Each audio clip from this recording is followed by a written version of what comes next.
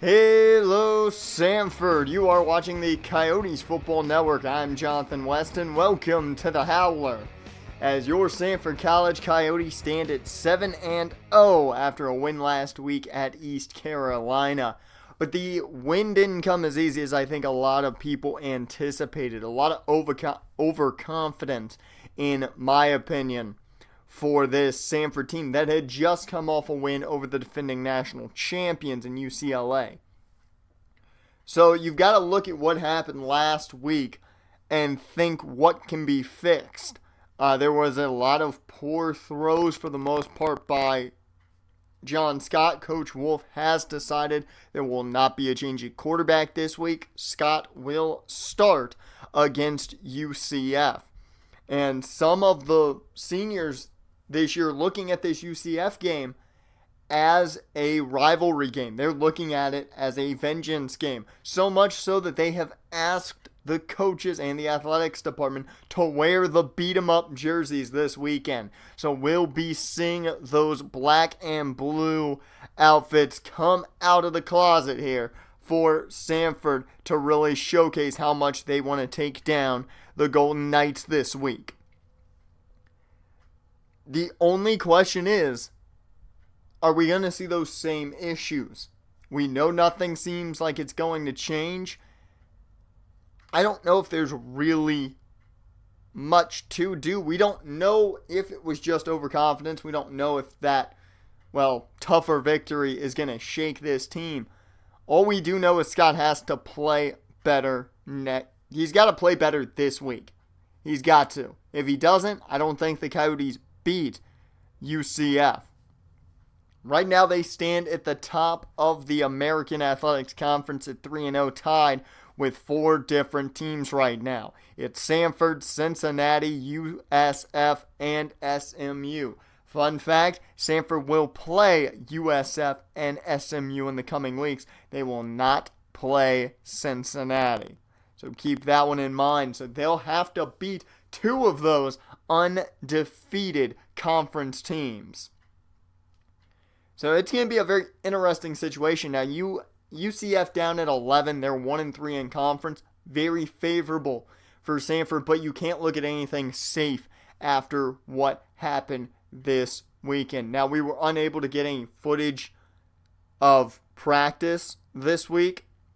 So a close practice means we've got nothing for you folks. Sadly, we can't show you what went down. I did hear, though, some rumblings about a very, very hot-headed coaching staff. They were not happy. They ran these kids to pretty much exhaustion with the practice. Even John Scott walking off the field at one point during practice. He left the field at one point during practice. He was that not only exhausted, but apparently shared some words with Coach Wolf. I don't know what's going on there, but it doesn't seem like things are all right up in the head of John Scott.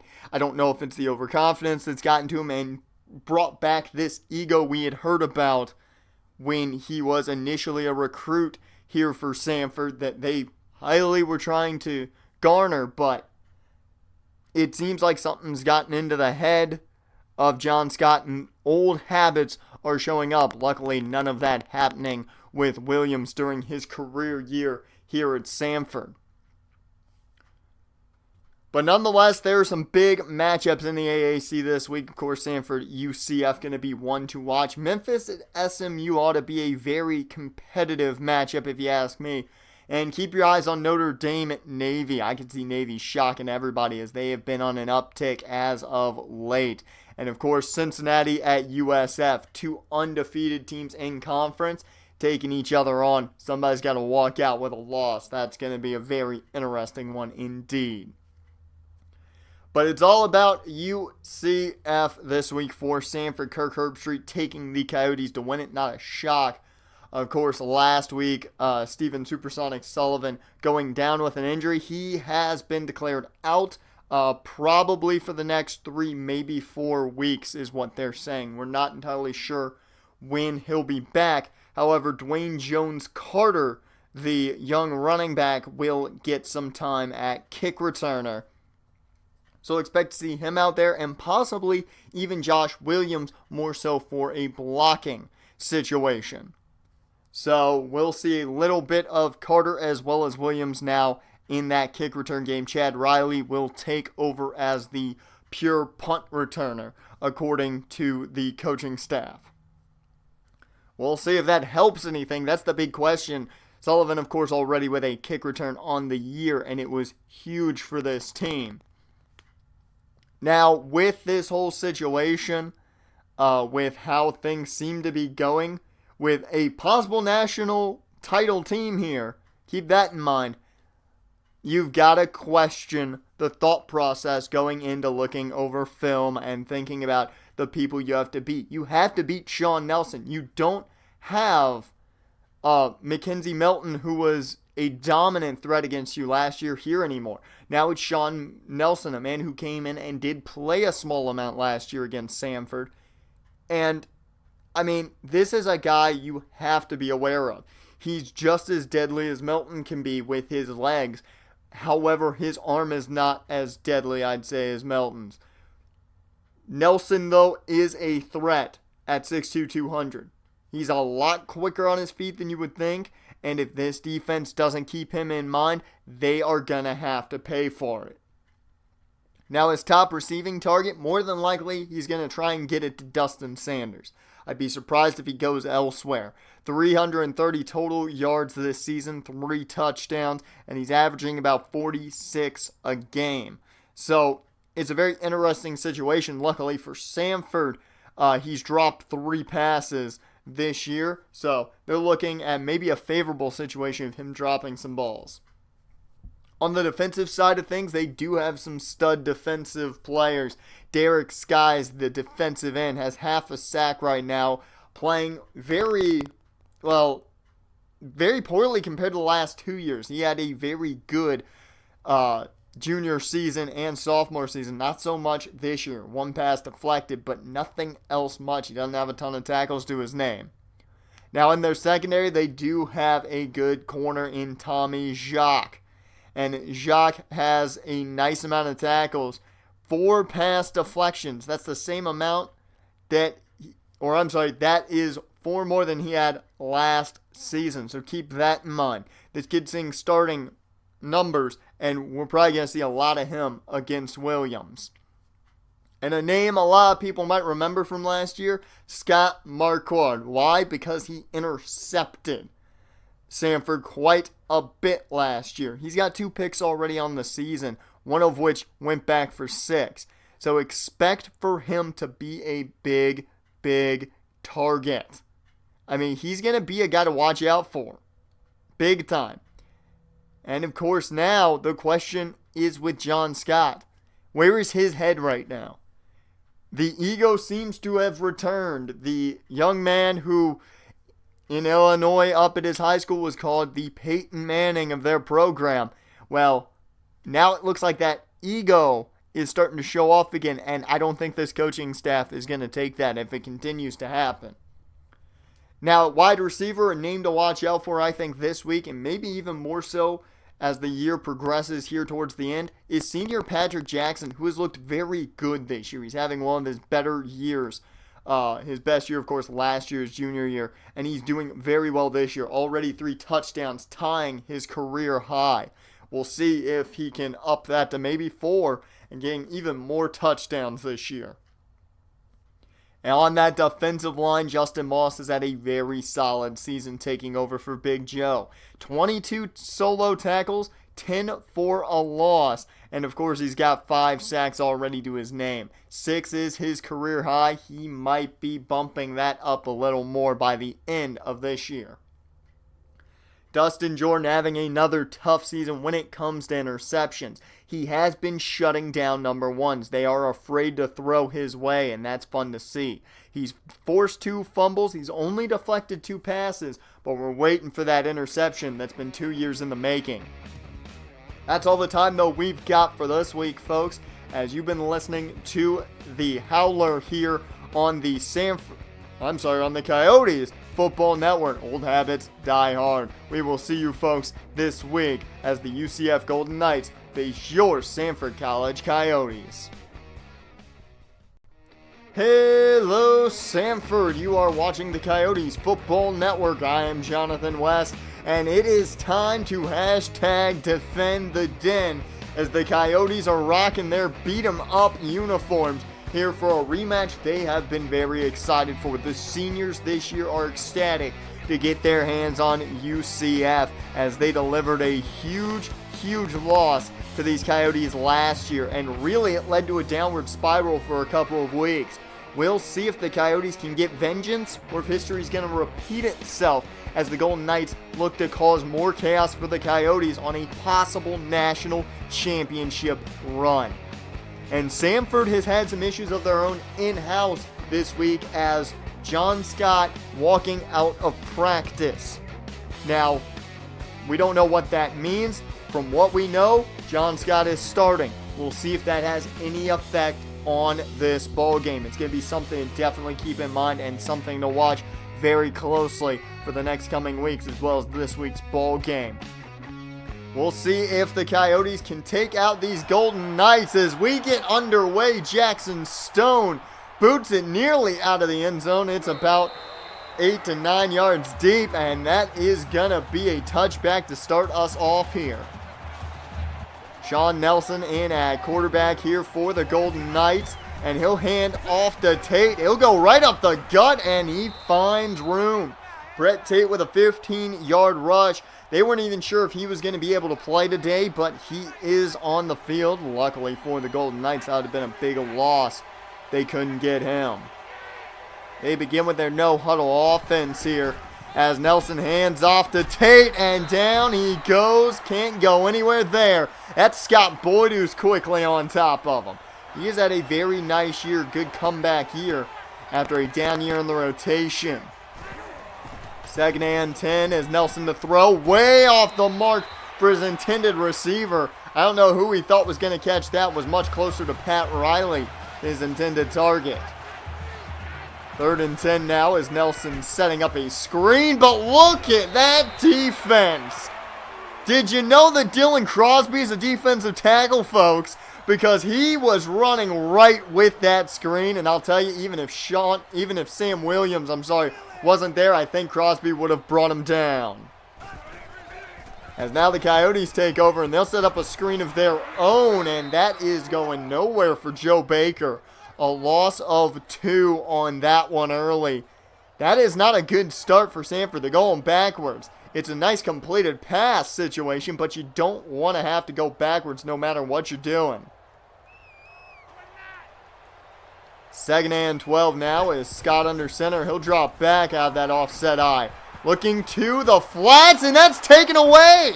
He wanted Gutierrez. It wasn't a smart throw in the first place, but he went there nonetheless, I guess hoping Gutierrez would come up with it.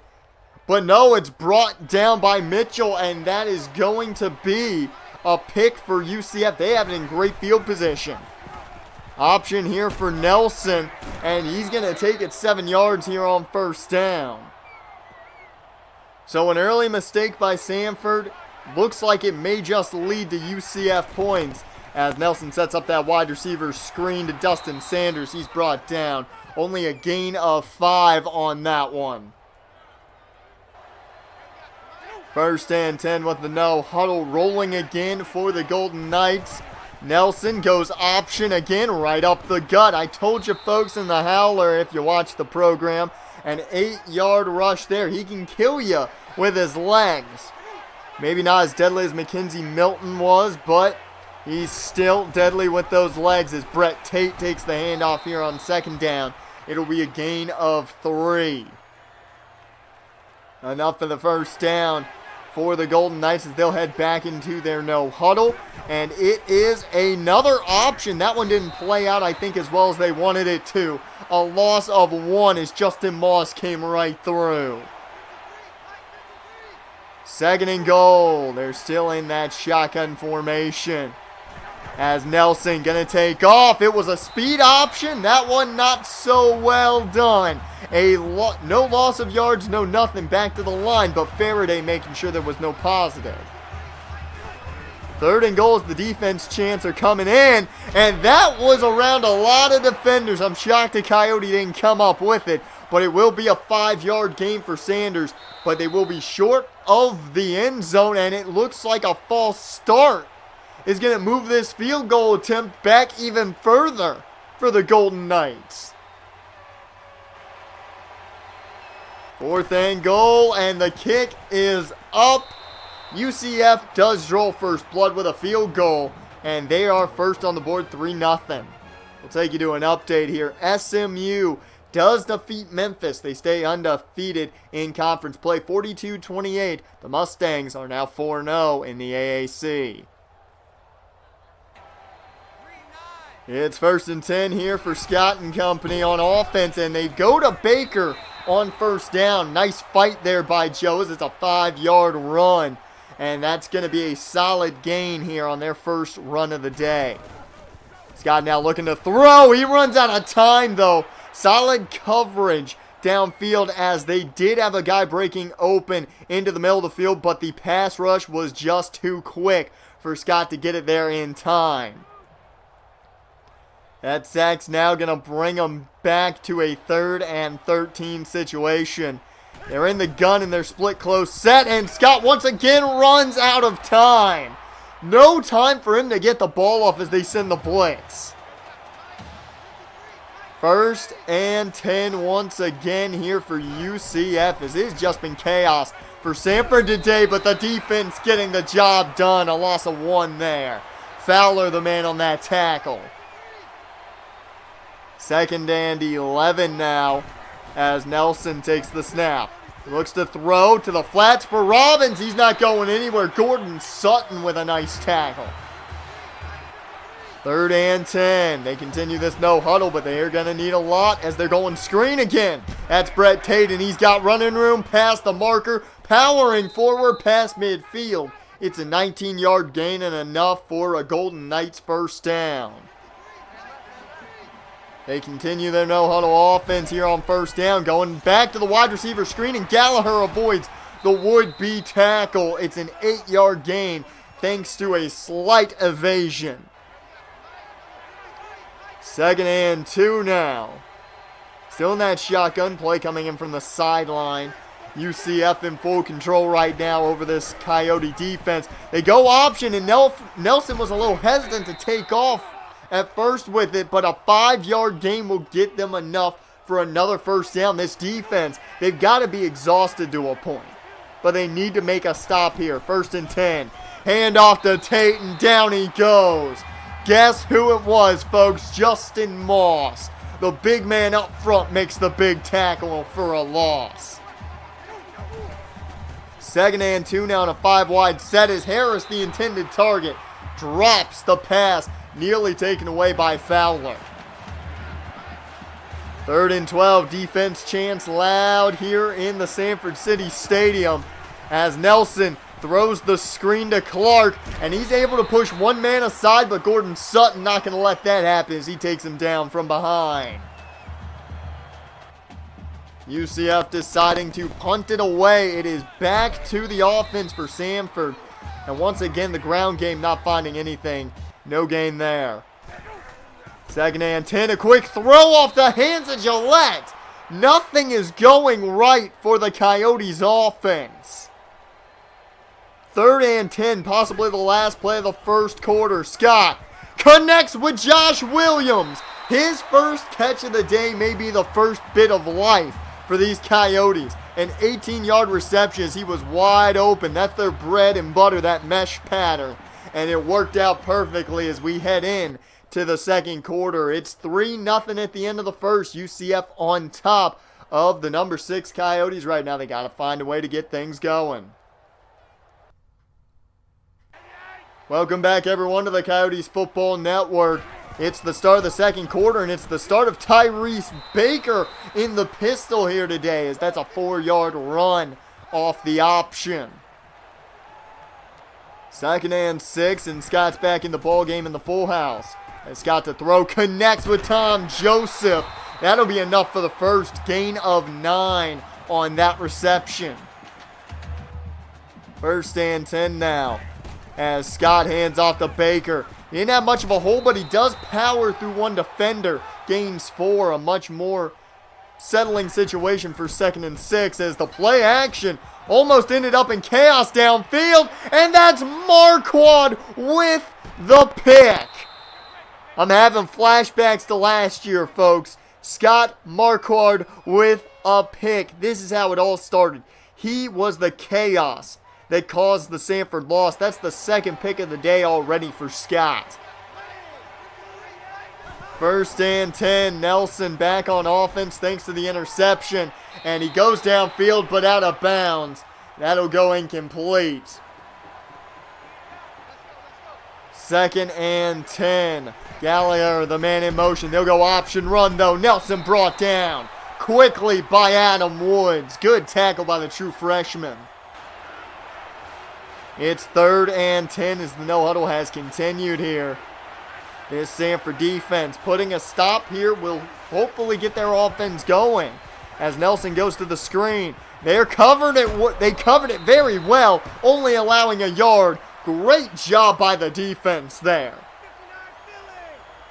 Sanford takes back over, and they have phenomenal starting field position. As the handoff begins with Joe Baker. It's a 3-yard run, and they're right in front of midfield here. Second and 7 from around their own 48. Handoff goes to Baker again. And finally, Sanford has crossed midfield. They are in Golden Knights territory with that run. Third and 3 now. They'll go play action after 2 runs. And it's a short one to Gutierrez. He powers off one man. And there's a nice first down. 14-yard reception. Gutierrez, he worked for that one. First and 10. Out of the shotgun. Scott avoids one would-be sack. To the end zone, it's Theory. Touchdown Sanford. 33 yards. And a nice play by John Scott. He avoided one sack, stepped up in the pocket, and hits his man, Garrett Theory, for the touchdown. Great play. Big lead now for Sanford. It's 7-3. Coyotes now on top of the Golden Knights, and this defense might be feeling it. As that's a quick drop for a loss of 2 by Matthew Fowler. He has really taken leadership of this defense. Second and 12. Tate brought down from behind. That is Dylan Trevor, the hometown kid. Stops him for only a gain of 4. Third and 8 now. As the no-huddle offense continues for the Golden Knights. Nelson takes the snap. Goes to the curl route for Sanders. They were playing off ball, and it worked out for the Knights' favor. As that's an 11-yard gain and a first down. As the no-huddle once again continues here. It's Gallagher, the man in motion. As that's going to be a handoff back to Tate, but I don't think so. Justin Moss not letting that one go very far. Only a gain of 2.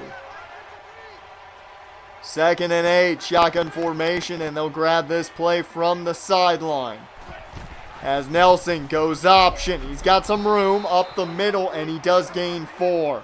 May not be a ton, but it sets up a manageable third down. Third and 4 situation. Nelson looking to throw to the sticks. It's Hall, and he's got a first down and plenty more. And a touchdown saving tackle, I believe. That was Moss. 25 yards to Robert Hall. First and 10 now as the no-huddle is taking its toll on this defense. Nelson out of the shotgun to throw. Checks down to Tate. He's wrapped up quick. Gordon Sutton right as he caught that football. Second and 6 coming up. As there's a false start here, it seems. Is that who jumped? Indeed it is. Move them back 5 yards. Second and 6 now becomes second and 11. Sanford's defense has to be loving this. 2nd and 11. Nelson looks to throw. They want that screen again. Clark can't find much, though. A gain of 3 as Justin Moss has been all over the field today, I feel. 3rd and 8. They go draw here to Clark. The big back goes down, though, after a gain of 7. Daniel Clemens, the man who brought him down, as it's going to be 4th and 1. They'll settle for a field goal here. As the kick is up, it is good. And before halftime, 27 seconds, it's a 1-point ball game. Well, 23 seconds remains, and we know what Sanford likes to do, and they are going for it, as that is a catch by Adam Gillette, 20 yards downfield on that corner route. It's beautifully run, good placement of the ball by John Scott, and a great 20-yard gain. They need about maybe 20, 25 yards, I'd say, to get into field goal range, but they just go downfield. Poor decision by Scott. They covered Williams with 3 different guys. He just wanted the big play, and I think we all know it. Jeremy Strong with the interception. And this is just another bad decision here. They had 2 guys right on Williams. A third was coming up from behind. There was no way I saw Williams getting that, and he had to overthrow that, I think, to even give it a chance. 9 seconds left here now as Nelson throwing the ball to Hall, and he gets jacked. What a shot from Trevor, as he will gain 9. 2nd and 1, and what will probably be the last play here of the half. With 5 seconds left, everyone going downfield. Nelson just chucks it up. And that one nearly taken away, but falls incomplete. We're going to half, thank God. 3 interceptions in the first half by John Scott at 7-6. Sanford on top. We'll be back with your second half after this on the Coyotes Football Network. Welcome back, everyone, to Sanford to begin the second half of play with a kickoff. As there he is, Dwayne Jones-Carter, his first playing time this year. And he's to the 40, 50. He's to the 30, 20, 15, 10, 5. What a way to start a second half. 93 yards. And Dwayne Jones-Carter just introduced himself to, I think, everyone at UCF and here in Sanford. Carter with a huge kick return puts Sanford on top now by 8, as it is a 3-yard gain there by Brett Tate right up the gut. This Sanford offense didn't even have to set foot on the field. I love seeing that with the way Scott's played this week so far. It just has not been good as Nelson tries to run Faraday right on top of him. A loss of 3 on that tackle. Good job by Faraday. He's had a very poor season compared to last year, his freshman year, but a very good play there. 3rd and 10 is Nelson setting up the screen for Tate, and Tate is decked again. I mean, this defense is angry, folks. They are laying the wood into UCF. Well, back to the Sanford offense, and if I said I wasn't scared, I'd be lying, as it's a 3-yard run there by Baker. 2nd and 7. They go back to the ground, this time with Tom Joseph, and he fights up the middle for a gain of 6. So it's manageable. 3rd and 1. I like this. They're not trying too much here. Just going with the ground game. 3rd and 1. The pitch goes out to Baker. He's got enough. He slipped out of 1 tackle and a nice spin move to get him 12 yards there. So 3 straight running plays ends in a big first down. Maybe they just need to keep it on the ground now. As right after that, they go play action, and that's intercepted. You have got to be kidding me, Scott. I don't question him throwing it to Gillette there, but he threw it way too far in front of him. He had to throw that, I think, a little behind him to even give him some hope, and he would have to hope Gillette can make the play. It was a dangerous throw to make that far in front of Gillette and giving Marquardt the chance, and he makes him pay for it.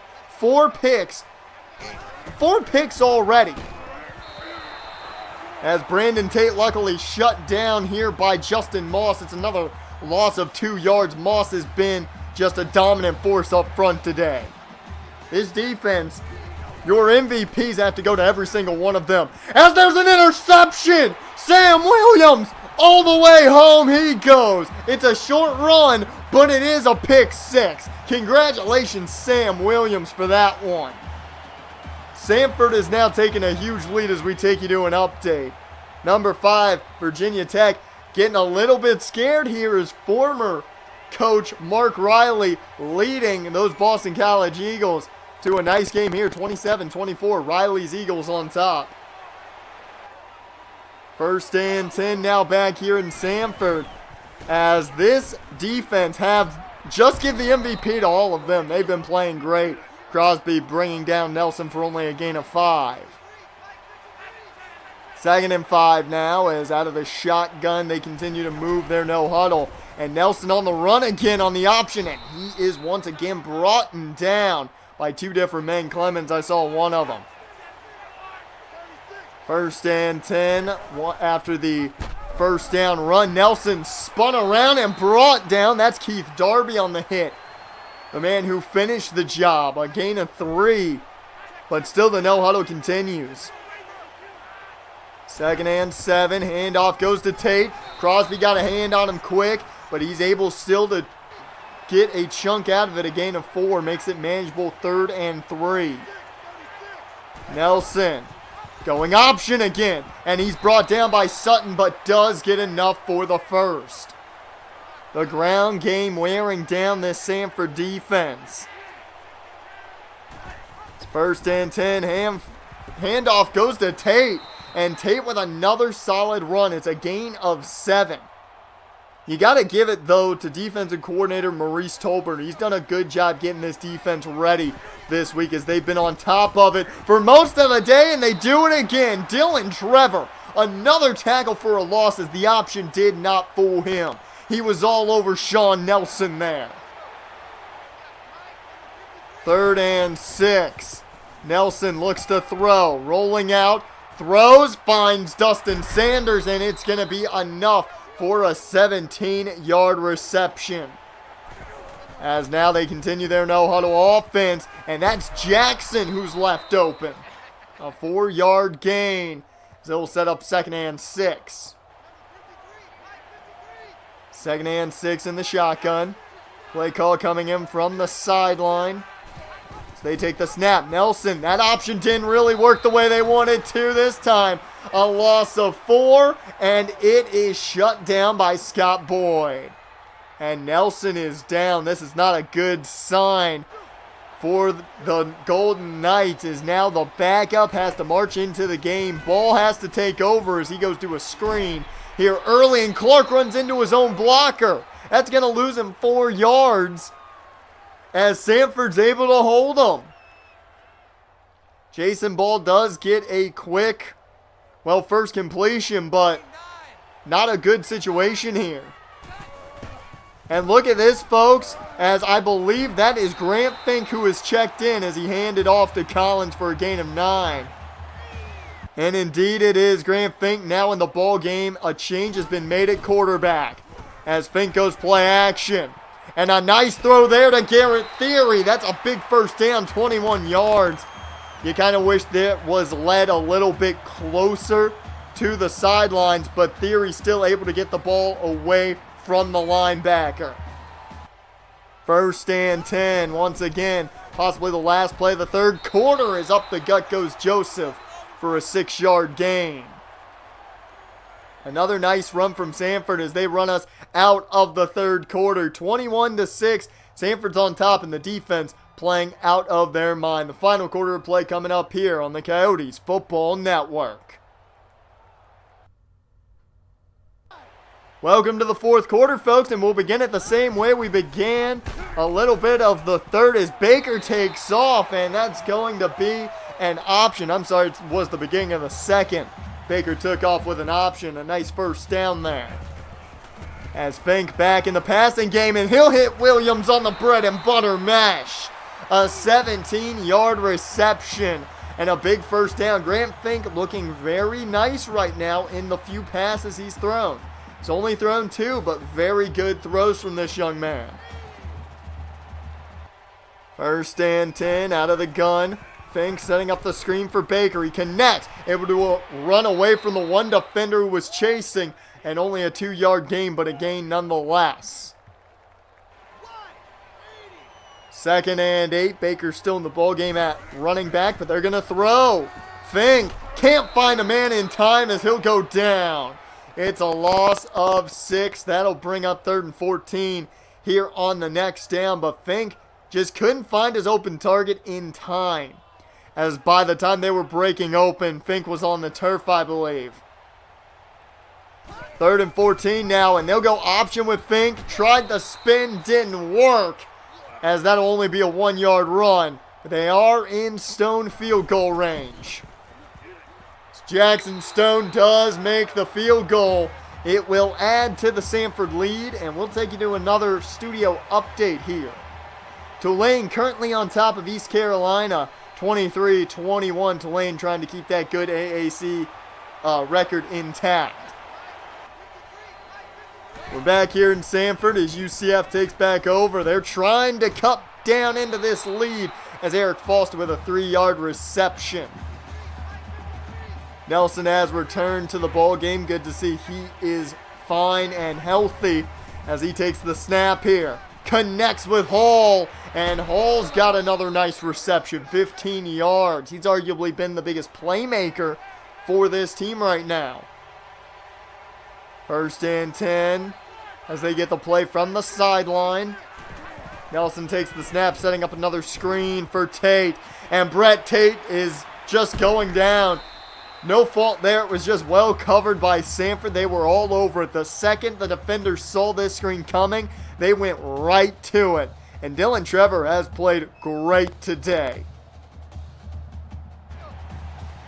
2nd and 14 following the loss of 4 on the screen. Nelson takes the snap out of the gun. He'll swing it out to Clark. He avoids one would-be tackler, but 3 other men got there, and he'll only go for 1. 3rd and 13. Defense chants loud and proud here in Sanford. As Nelson going long, and it's deflected. That's Dustin Jordan, who nearly came down with it as first pick of the year. Well, it's 4th and 13, folks. Nelson connects with Jackson, but I'm sorry to say for you UCF fans, that is short. So 1st and 10 for Sanford. As they go to the ground, you've got to expect them to just run the clock out at this point. A 2-yard gain there for Baker, as the clock will now start to tick away. They go back to the ground with Tom Joseph, and look at the man just run over people. Steamrolling a defender to a 12-yard gain. 1st and 10 now. Baker checks back in. Fink gonna throw. Giving him a couple more passes. It's another nice throw to Theory. This one right in the middle of the defense on that 4 verticals pattern. And it works out as Grant Fink 4 for 4 today and 65 yards in the few passes he has thrown. He's looked very solid. 1st and goal from the 10 here. Newman, the man in motion. And they'll hand off to Baker, but Baker can't find much. He'll get back to the line of scrimmage, and that is about it. 2nd and goal. It is pretty much game over at this point. 2 minutes about left to go as Baker gets the handoff out of the shotgun on the draw. And that's going to be a 9-yard run right at the goal line. 3rd and goal. Baker still in the ball game. As they're going to take it down to the wire. Pitch goes out to Baker. He gets his touchdown, though. They'll give it to the young man. And that is going to be the nail in the coffin at this point. Sanford now up, pending the extra point, of course, 30-6. Studio update here. We got a final from New Orleans. 23-21, Tulane defeats East Carolina. They're now 6-2 overall. 1st and 10 here for UCF as they just are playing for some pride here. Brett Tate right up the gut for a gain of 8 on that run. 2nd and 2 as the no huddle continues. Nelson looks to throw. He swings it out to Robbins in the flats, and that's going to be an 8-yard gain. Enough for the first down and a timeout taken by the Knights. As Nelson looks to throw, he throws that one just away in the vicinity of, I believe that was Tate. So 2nd and 10 coming up. They're still in their shotgun 4-man in motion as the tight end as Nelson takes the snap. Looking to throw. He goes Robbins' way, and that's going to be a first down. 1st and 10. One timeout left for UCF as that one just thrown away in the vicinity of some receivers as pressure was coming quick. 2nd and 10 now. Nelson with maybe a couple more chances. He's going to go option here, and he's got room to run.